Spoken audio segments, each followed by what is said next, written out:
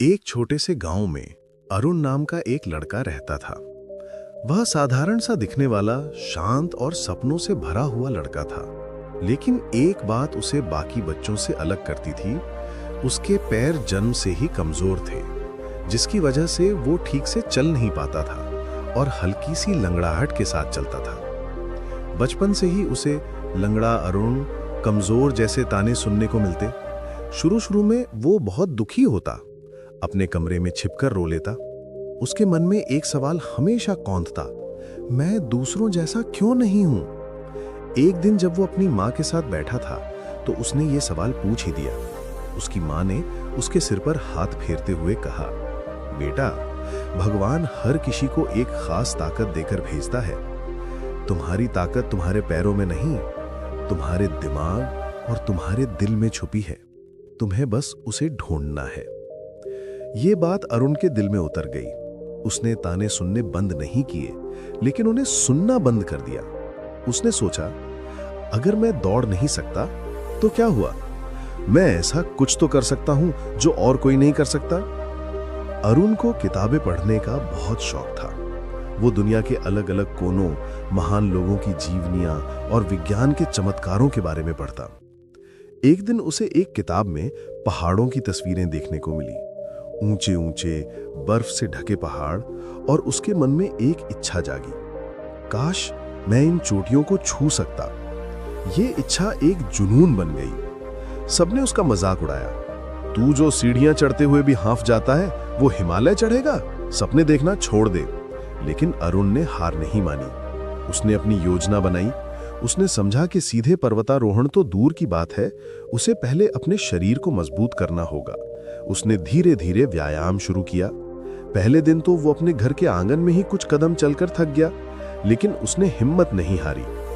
रोज सुबह जब सब सो रहे होते, अरुण अपनी छोटी सी वर्कआउट शुरू कर देता। कुछ महीनों बाद वो गांव के चारों ओर एक चक्कर लगा पाया, फिर 2 चक्कर, फिर वो छोटी छोटी पहाड़ियों पर चढ़ने लगा।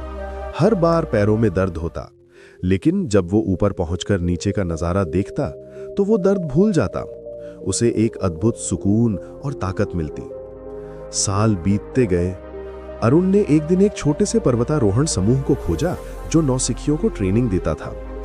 ट्रेनर ने पहले तो उसे देखकर मना कर दिया, लेकिन अरुण के जुनून और दृढ़ संकल्प को देखकर वो इतना प्रभावित हुआ कि उसे अपने ग्रुप में शामिल कर लिया। अगले कुछ वर्षों तक अरुण ने कड़ी मेहनत की। उसने छोटे मोटे पहाड़ फतह किए। आखिरकार वो दिन आया जब उसने हिमालय की एक 6000 मीटर ऊंची चोटी पर चढ़ाई का लक्ष्य रखा। चढ़ाई आसान नहीं थी। ऑक्सीजन की कमी, सर्द हवाएं, बर्फीली चट्टानें। कई बार उसका दिल कहता, छोड़ दे, बहुत हो गया। लेकिन तभी उसे अपने बचपन के वो ताने, उसकी माँ के शब्द और खुद के संघर्ष की याद आती। उसने अपने आप से कहा, मैंने इतना सफर तय किया है, अब पीछे नहीं हटना। और फिर वो पल आया। अरुण उस चोटी की शिखर पर पहुंच गया। नीचे बादल थे और ऊपर नीला आसमान। उसने अपने हाथ ऊपर उठाए और एक लंबी सांस ली। उसकी आंखों में आंसू थे। वो आंसू पीड़ा के नहीं, बल्कि विजय के थे। जब वो नीचे उतरा तो गांव वाले उसे फूल मालाओं से लेने आए। अब वो लंगड़ा अरुण नहीं, बल्कि पहाड़ों का बेटा बन चुका था। एक युवा लड़के ने उससे पूछा, अरुण भाई, आपने ये कैसे कर दिखाया? आखिर आपकी ताकत क्या थी? अरुण मुस्कुराया और बोला, मेरी 2 ताकतें थी। पहली, मैंने कभी ये नहीं सोचा कि मैं क्या नहीं कर सकता। मैंने हमेशा ये सोचा कि मैं क्या कर सकता हूं। और दूसरी, मैंने हार को कभी अपनी मंजिल नहीं बनने दिया। वो सिर्फ एक छोटा सा पड़ाव था, रुकने का नहीं, सीखने का। सीख। दोस्तों, अरुण की कहानी हमें सिखाती है कि हमारी सीमाएं हमारे शरीर में नहीं, बल्कि हमारे मन में होती हैं। जिंदगी हमें जो पत्थर देती है, उन्हीं से हमें अपना महल बनाना आना चाहिए। आपके अंदर एक ऐसी शक्ति है जो किसी भी बाधा को पार कर सकती है।